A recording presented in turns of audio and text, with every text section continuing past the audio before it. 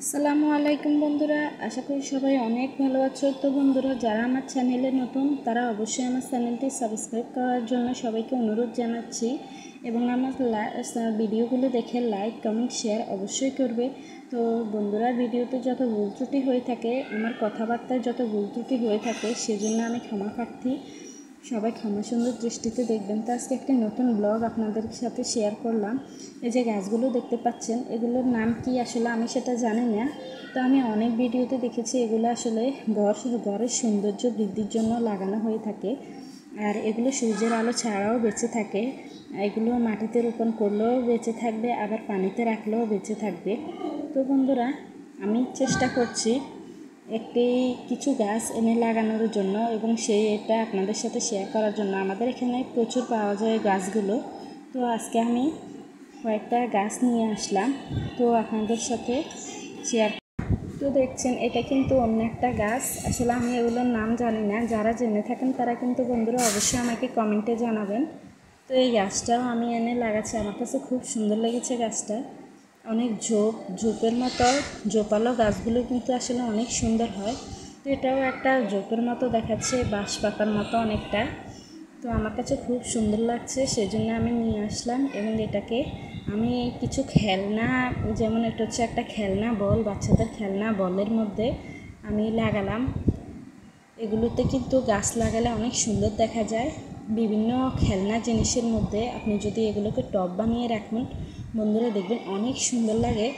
জানি না কার কাছে কেমন ভালো লাগে, তো আমার কাছে এগুলোতে অনেক সুন্দর লাগে। তো দেখুন, আর একটা গাছ, যে গাছগুলোর কথা আমি বলছিলাম কচু পাতার মতো দেখতে অনেকটা, এটার নাম কিন্তু আমি জানি না। যারা জেনে থাকেন তারা অবশ্যই জানাবেন।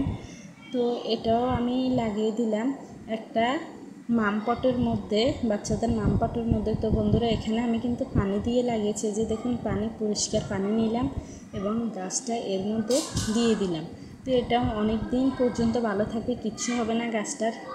এই গাছটা কিন্তু সূর্যের আলো ছাড়া বেঁচে থাকে। তো সব গাছ কিন্তু সূর্যের আলো ছাড়া বাঁচে না। তো ঘর সাজানোর জন্য এমন কিছু গাছ রয়েছে যেগুলো ঘরের মধ্যে সূর্যের আলো ছাড়াই সুন্দরভাবে বেঁচে থাকে। তো এই একটা গাছ আমি লাগালাম, দেখতেই পাচ্ছেন। আর দেখতেও মাশাআল্লাহ অনেক সুন্দর দেখা যাচ্ছে। গাছটা অনেক ঝোপালো দেখাচ্ছে। তো একটা গাছ আমি এভাবে পানির মধ্যে দিয়ে রাখলাম, আবার এর সাথে আরেকটা গাছও নিয়েছি। তো সেটা আমি এখন টবে লাগাবো। তো যেহেতু আমার এগুলো লাগাতে বড় টব প্রয়োজন, তো ছোট যে টবগুলো ছিল সেগুলোতে কিছু গাছ বাছাই করে রাখলাম, আবার বড় টবের মধ্যে বড় গাছগুলো লাগালাম। তো আজকে আপনাদের সাথে সবটাই শেয়ার করব। তো এখানে আমি কিছু 8টার লতা 9টার লতা আমরা বলে থাকি, আসলে কী ফুল আমি জানি না। আমাদের আঞ্চলিক ভাষায় যা বলে থাকে আমি তাই আপনাদের সাথে বলছি। ভুল হলে সবাই ক্ষমা করবেন, আর সঠিক নামটা জানলে অবশ্যই আমাকে কমেন্টে জানাবেন। তো দেখুন, এখানে ছোট ফুল বের হয়েছে। এই যে পাতা কাণ্ডগুলো বের হয়েছে। এই যে দেখেন, ফুলের, আমার মোবাইলে ক্লিয়ার আসছে না, ফুলের ইয়েও বের হয়েছে।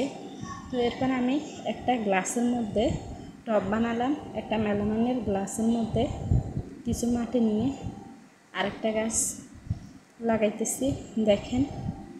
তো এই গাছটাও অনেক সুন্দর, একেবারে বড় না, খুব সুন্দরভাবে এই গাছটাও লাগিয়ে দিলাম। দেখতে অনেক সুন্দর দেখা যাচ্ছে, দেখুন। আর আমি কিন্তু মাটির টব যেগুলো সেগুলোতে লাগাচ্ছি অন্য গাছগুলো, আর ছোট এই যে গ্লাস, তারপরে বাচ্চাদের খেলনা, এগুলোতে লাগাচ্ছি অন্য গাছগুলো, দেখেন। তো এখানে একটা গাছ লাগিয়ে দিলাম, মাশাআল্লাহ অনেক সুন্দর দেখা যাচ্ছে, দেখতেই পাচ্ছেন। এটা কিন্তু একটা মাটির ছোট্ট টব। মাটির টবটাতে একটা পাতা লাগিয়ে দিলাম, এই পাতাগুলো থেকে গাছ হয়। আর এখানে লাগালাম আরেকটা ফুল গাছ, একটা ছোট্ট মাটির ছোট্ট। তো দেখুন, এরপরে আরেকটা গাছ লাগালাম। এখানে আবার পানি দিয়ে আরেকটা গাছ লাগিয়ে দিলাম, শুধু পানির মধ্যেই রাখলাম, দেখতেই পাচ্ছেন। আমার টবগুলো কেমন লাগছে সবাই অবশ্যই কমেন্টে জানাবেন। দেখেন, একটা গাছ একটা জিনিসের মধ্যে লাগালাম যাতে আকর্ষণীয় হয়, সৌন্দর্যতা ফুটে ওঠে, সেই জন্যে। তো আমার আগের গাছটা দেখতেই পাচ্ছেন, এটা কিন্তু অনেক আগে লাগানো, প্রায় মাসখানেক আগে লাগানো এই গাছটা।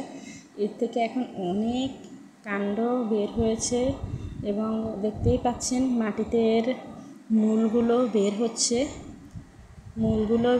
ছোট ছোট অনেক কাণ্ড বের হয়েছে। এই যে দেখতেই পাচ্ছেন অনেক সুন্দর গাছটা। এই যে পাতাটা মনে হয় সূর্যের আলোর অভাবে সাদা হয়ে গেছে। তো দেখুন এই গাছটাও কিন্তু অনেক সুন্দর লাগছে। এরপর আরেকটা গাছ আপনাদের সাথে শেয়ার করি, এটা আমি জানালার একবারে পাশেই রাখি, কারণ এই গাছগুলোতে সূর্যের আলোর প্রয়োজন। এগুলো সূর্যের আলো না থাকলে হয় না, তবুও আমি চেষ্টা করছি গরম মধ্যে রেখে দেখছি হয় কি না। তো এটাকে জানালার পাশেই রাখলাম। তো এই গাছটা কিন্তু লাল পাতা, এই গাছগুলো দেখতে অনেক সুন্দর। তো অনেক দিন থেকে এই গাছটাও এখন পর্যন্ত জীবিত আছে।